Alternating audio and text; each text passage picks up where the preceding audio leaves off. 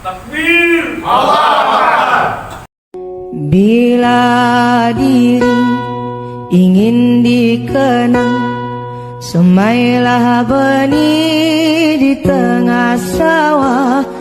Bawalah ilmu padi di ladang, tambah berisi tunduk ke bawah.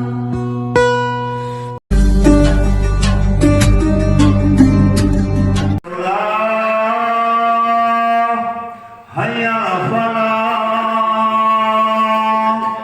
qad qamatis salat, qad qamatis salat.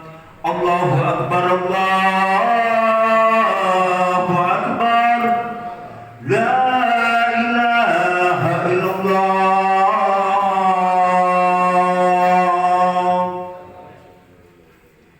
Warahmatullahi wabarakatuh. Waalaikumsalam.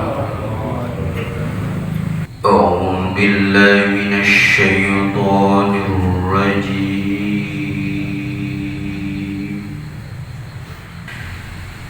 Bismillahirrahmanirrahim.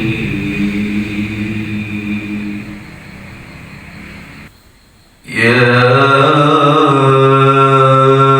ayyuhallazina amanu taqullaha haqqa tuqatih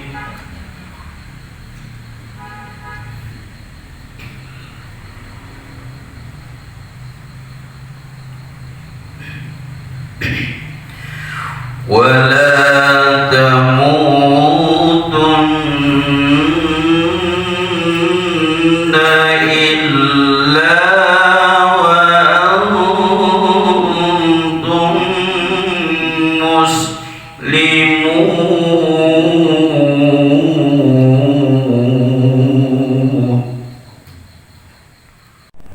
Selanjutnya, kata sambutan dan perkenalan Majelis Arafah oleh Ketua Majelis Arafah Kota Medan, Bapak Dr. Hadi Ruslan SC SRMH.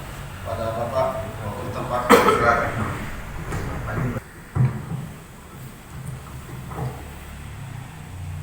Bismillahirrahmanirrahim. Assalamualaikum warahmatullahi wabarakatuh. Waalaikumsalam warahmatullahi wabarakatuh. Alhamdulillah, alhamdulillahilladzi hadana li hadza wa ma kunna linahtadiya laula an hadanallah. Asyhadu la ilaha illallah wahdahu la syarika lah wa asyhadu anna Muhammadan abduhu wa rasuluh alladzi la nabiyya ba'da. Rabbi shrah li sadri wa yassir li amri wahlul 'uqdatam min lisani yafqahul qawli. Pertama yang kami muliakan, imam sholat subuh berjemaah, kemudian Bapak Al-Ustadz, kemudian yang kami hormati hadir di tengah kita bersama Ketua Majelis Arafah Sumatera Utara, Abang Gajul. Terima kasih Bang sudah hadir. Kemudian yang kami hormati pengurus BKM Masjid Baitus Saleh beserta jajaran, beserta jemaah, serta yang kami hormati Bapak-bapak, ibu-ibu, seluruh jemaah sholat subuh yang dirahmati Allah Subhanahu wa Ta'ala. Pertama dan yang utama, mari sama-sama kita bersyukur karena Allah Subhanahu wa Ta'ala, karena pada pagi yang berbahagia ini kita masih diberikan kesehatan, keselamatan, keberkahan, dan kesempatan sehingga kita dapat bersama berkumpul melaksanakan sholat subuh berjamaah di masjid yang kita cintai ini. Selawat beriring salam kepada junjungan Nabi kita Nabi besar Muhammad sallallahu alaihi wasallam. Allahumma shalli ala sayyidina Muhammad wa ala ali sayyidina Muhammad. Orang-orang yang berselawat, orang-orang yang banyak membacakan selawat, insya Allah akan mendapat syafaat di yaumil mahsyar. Amin ya rabbal alamin. Bapak-bapak, ibu-ibu sekalian, pertama kami mengucapkan terima kasih atas diterimanya kami untuk melaksanakan sholat subuh di Masjid Baitus Salah ini. Jadi kami atas nama Majelis Arafah Sumatera Utara mengucapkan terima kasih kepada Bapak BKM beserta jajaran, beserta jemaah yang telah berkenan menerima kami untuk sholat subuh di masjid yang kita cintai ini. Hadirin jemaah sholat subuh yang dirahmati Allah Subhanahu Wa Taala. Ini saya sedikit cerita tentang gelap ini ya. Gelap itu artinya nggak ada lampu ya, tidak terang atau tidak ada cahaya. Apa arti gelap bagi kita yang melaksanakan sholat subuh berjamaah di masjid ini? Bapak Ibu sekalian, bangun pagi ini kan sesuatu tantangan yang sangat luar biasa bagi kita untuk melaksanakan sholat subuh. Kadang rasa ngantuk, dingin, gelapnya pagi, apalagi sekarang ada Piala Dunia ya, sehingga kadang-kadang bisa melalaikan kita untuk sholat subuh berjemaah, lalai atau sholat di rumah atau terlambat lah atau apalah namanya. Ini suatu tantangan tersendiri. Tapi justru inilah keteguhan seorang mukmin yang istiqomah. Kita inilah istiqomah, yaitu konsisten dalam melaksanakan amal soleh, sehingga kita kuat datang untuk melaksanakan sholat subuh berjamaah di masjid ini. Assalamualaikum warahmatullahi wabarakatuh. Waalaikumsalam. Nahmaduhu wa nusalli wa nusallim ala rasulil karim, amma ba'd. Alhamdulillah, hadirin bapak-bapak, ibu-ibu, jemaah subuh yang dimuliakan oleh Allah Subhanahu Wa Taala. Lagi dan lagi kita bersyukur kepada Allah Subhanahu Wa Taala yang telah banyak memberikan nikmat kepada diri kita, yang telah memberikan taufik, kekuatan kepada diri kita, sehingga kita dapat hadir sholat subuh berjemaah di Masjid Baitus Salah. Selawat dan salam atas junjungan Nabi besar Muhammad Rasulullah SAW. Semoga kelak nanti di akhirat kita mendapat syafaat beliau. Amin ya rabbal alamin. Sebelumnya saya memperkenalkan diri. Nama saya Khairullah Lubis. Saya Ketua BKM Masjid Baitus Salah ini, dan kami mengucapkan selamat datang di Masjid Baitus Salah ini, dan serta jajaran pengurus BKM semuanya mengucapkan terima kasih atas kedatangan bapak-bapak di Majelis Arafah ini. Sebelumnya lagi kami menyampaikan kepada ketua, selamat datang kepada ketua provinsi Majelis Arafah. Selamat datang juga kepada ketua Kota Medan Majelis Arafah, juga kepada ketua kecamatan Majelis Arafah. Assalamualaikum warahmatullahi wabarakatuh. Waalaikumsalam.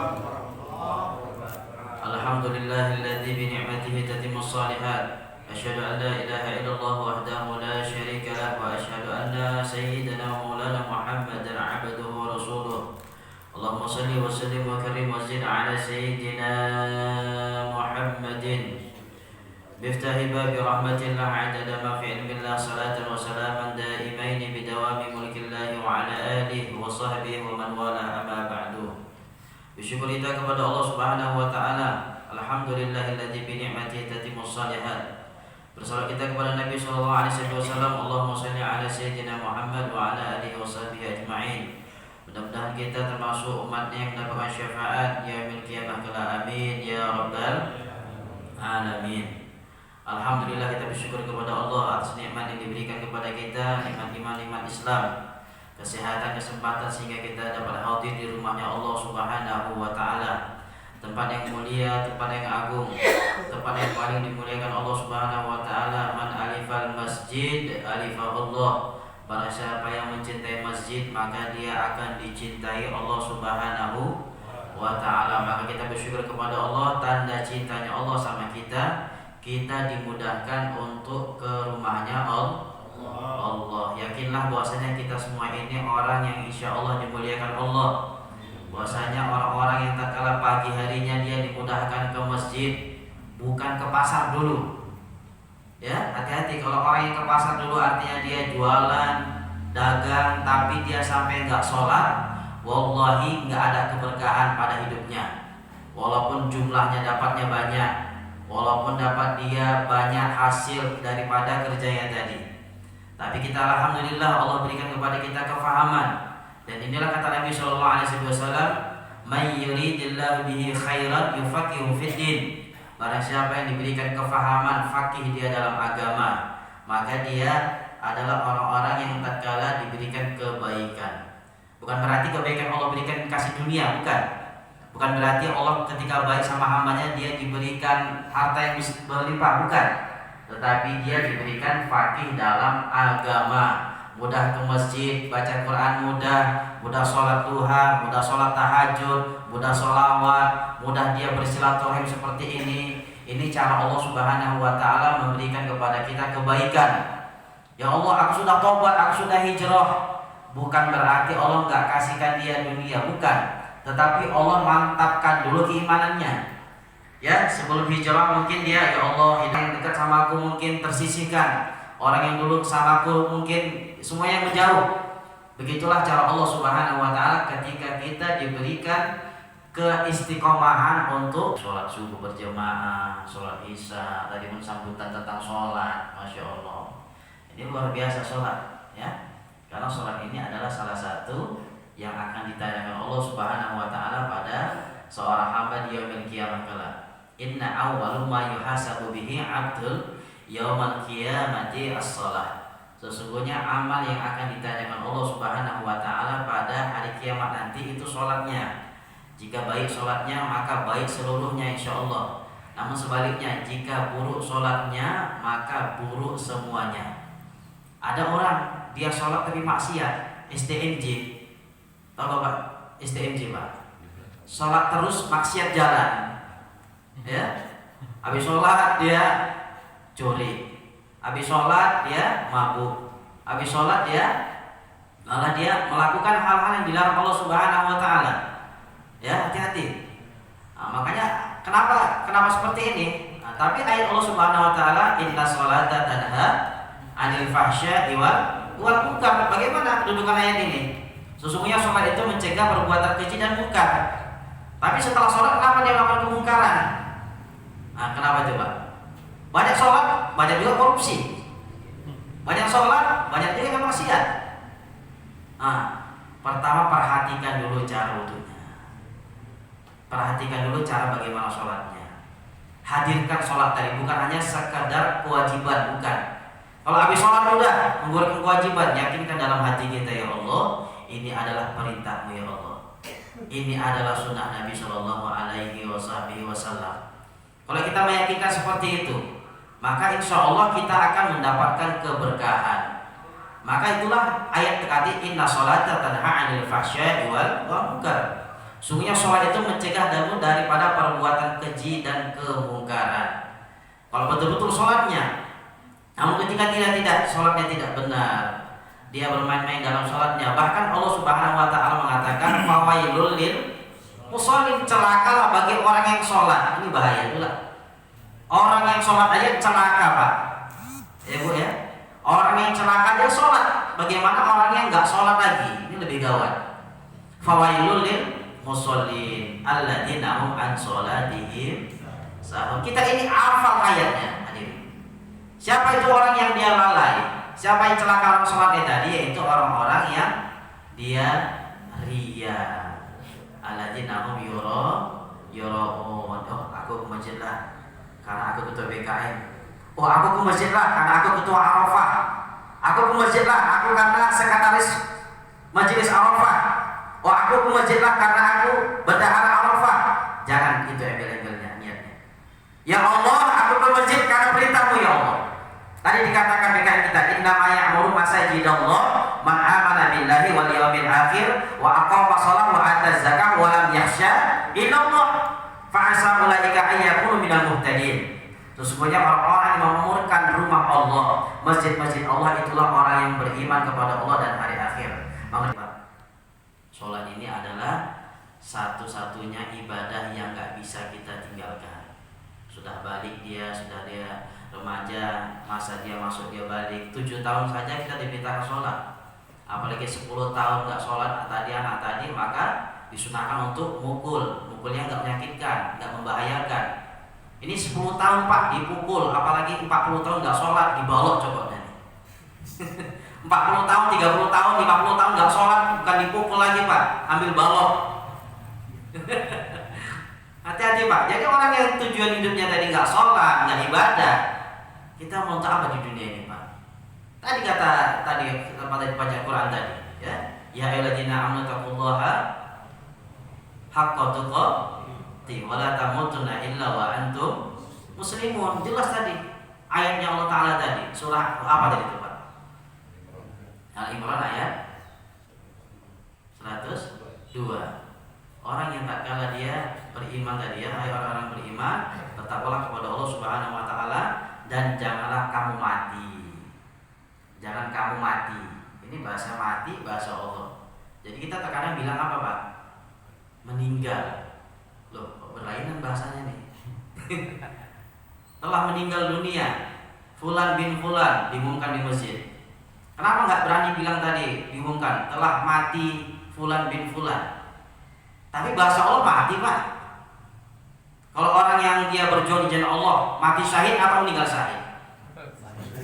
Ada meninggal syahid enggak? Kenapa sekarang kita bilang meninggal Pak? Udah lisan kita tadi udah terbiasa. Oh, gak usah mati itu kan binatang katanya. Loh ini kan bahasa Allah Ta'ala. Kullu nafsin dha'iqatul. Setiap yang bernyawa pasti akan mati, bukan meninggal. Nah, coba berpikir kita Pak. Ya nggak salah juga orang meninggal. Maknanya apa? Orang yang tatkala tadi meninggal tadi, mati tadi, maka semua sifatnya dunia ditinggalkan. Maka dikatakan meninggal dunia.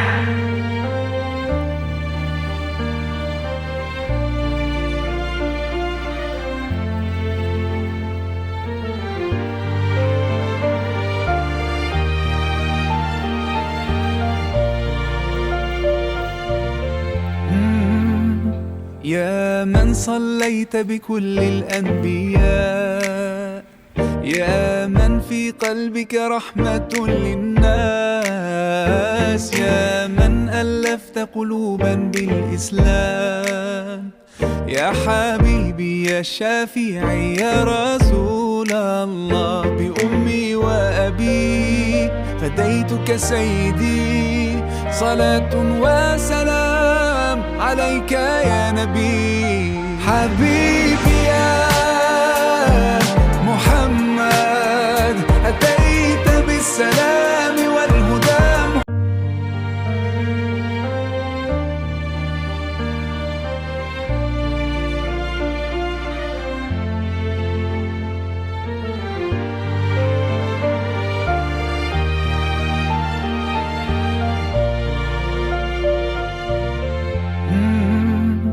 يا من صليت بكل الأنبياء يا من في قلبك رحمة للناس